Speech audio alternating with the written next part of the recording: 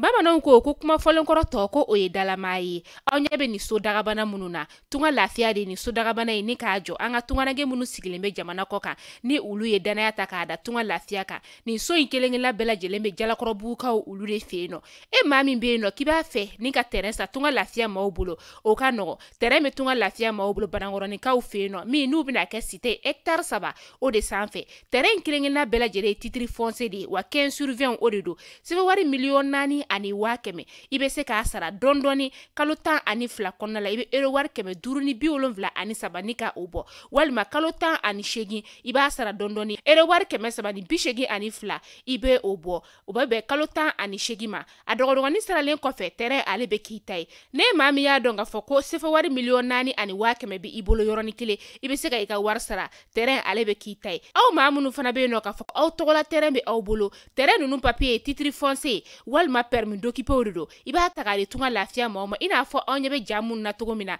u b'a jɔ ni ka a d'i ma ka sɔrɔ i ma tɔɔrɔ o tuma la tunganage minnu sigilen bɛ jamana kɔ kan tunga lafiya nana aw lafiyali o de kama walasa sojɔko la aw kana degun sɔrɔ cogoya min na ne mɔgɔ min bɛ fɛ ka kunnafoni wɛrɛ sɔrɔ sa o tuma la an wele an ka numéro WhatsApp kan 00336 41 94 03 80 walima 00223 72 18 42 47 tunga lafiya maliyɛnden minnu sigilen bɛ jamana kɔ kan u bɛɛ lajɛlen kelen-kelenna bɛ se ka u ninkanso sɔrɔ ba maliba ale kɔnɔna la cogoya min na.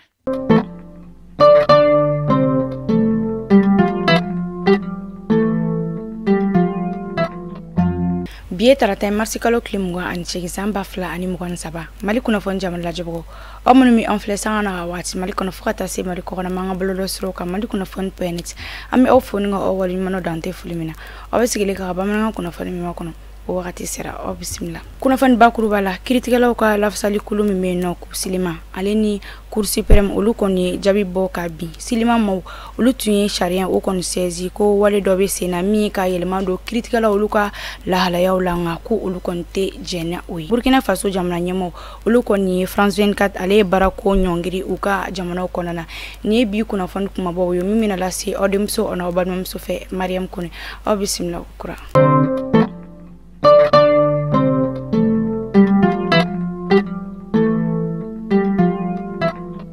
kuna fandamni la mali critique soba mimi no ko cour suprême ale ka barakelo koni yelma dona uka baro tabulu la ngana fiembo ale kula sharia ka la salito mimi no ko silma ulu koni ayira foku uma jeni oyi o kera janvier kalo kile sabata menina kiri koni tigera alamsa temeni nga femi silma koni kiri maja alela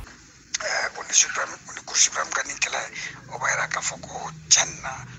to tsika yala tushila kasawo ke afolo cour suprême mo le kala ni flana sharia ni tara ulu kama kasika dofra ulu ka hakeka sabana obaira ka fuku critical labayre yormi o de cour suprême ma lawle ulu bla nyona neta don tushila na obseka seso ulu kan kasawo ke ulu fana be ko ka hakede matrafa ni sharia tikelen ko fe sinima mo ulu kon nyaira ka foku ulu kontina da mali sharia koma sabula ko mali alebe sede o de konana ku kon mina wuli ni ngase sede o ale sharia so o konma wala sa nyefoli wisiga ke akoga chogomina o comme ambe jamana tonsiki de jamana kono tonsiki do de kono o no e siriao ni ananyo na we fona shere sundare bulu o ya ka foko ni mami maso ika jamana kono kritikama ni kirimi tigelen flene abina gele abare do femi silima aleni cour suprême uluka barake nyonyo ukonka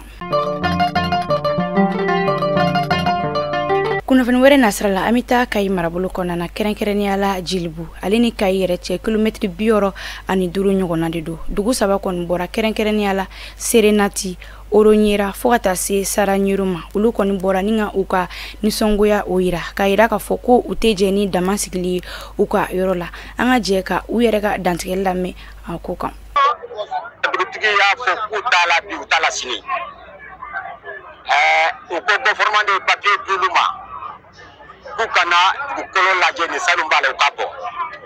dukutu kuma sombio maso sini sanfla nube nyogona fambe kele mingapi bawa bena kololo milla sama abena milla sanduma abena milla samoduma amba poska chido uluma kutalo bani katu fasojo kan faso chi antala bi antala si ala anna ku yekeneka kaira kafo kanisongo ya ira polo mu werete voilà le polo minière de c'est-à-dire exploitation des mines quoi ode kuma be sena kabiri sanfla nyona jeunesse to yala antala bi antala ministre mi ngambara nyeshire no dugu jugoro na fuluko ma ale ka chirindo yere makono ni don yoro ko fole na shini arabado marsi kalo kle mgwan kono to samba fla ani mgwan so wala sakata nyefolike mawyi ko yire chogo yawka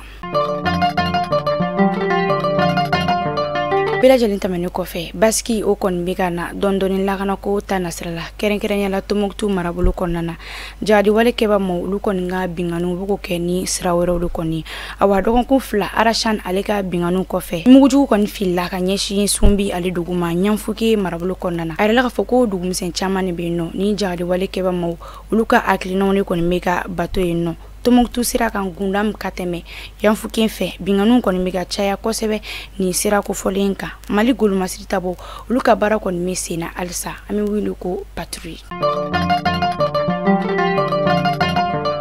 Antuni anyefo onyana chogo mina kuna fon bakurubala Burkina Faso ka ministri mimi kuna fon ko kuna ale koni la selidobo omi konana ayida ka foko farajoka jabarani so mimbi no nama wuli ko France 24 ko koni sonsurla aga jamna o konana Emmanuel Wedra ko ale ka la seli konana ayida ka foko ni sababu bora mina ko de ko jadi jakulu mi alkaida ko kuma jira oluka nyema o konma kasoro ni kewalen koni dagalente faso o konana la selin konana Burkina Faso ka kuna fon du so siri ale ayida ka foku te feka furugu do kuna fondilo uluka yerma oriala ko nga ko latike do tara o min kono na min kan ke ani mi mangatika ke ko koni bela jelen donino ministri Emmanuel Wedra ko ale koni ayida ka foku kele min wala ngatale no kanyeshi bingani wale keba ulusi ngoro ko fasudum ulu koni bela jelen jijaleno wasa ni majugu no mesega bo jamana kono na chogomina mi farajela ka kuna fondiso nyemawi ulu koni dantike linjala ki kosebe sabula ya ayida ka foku kon madelika kuma di jadi jakulu nyema foima ko nga mi alkaida nyema kai nga ko mi alkaida nyema wi kulu koni uka kuma de koni wala uka barodo konna na nubi awuliko chronique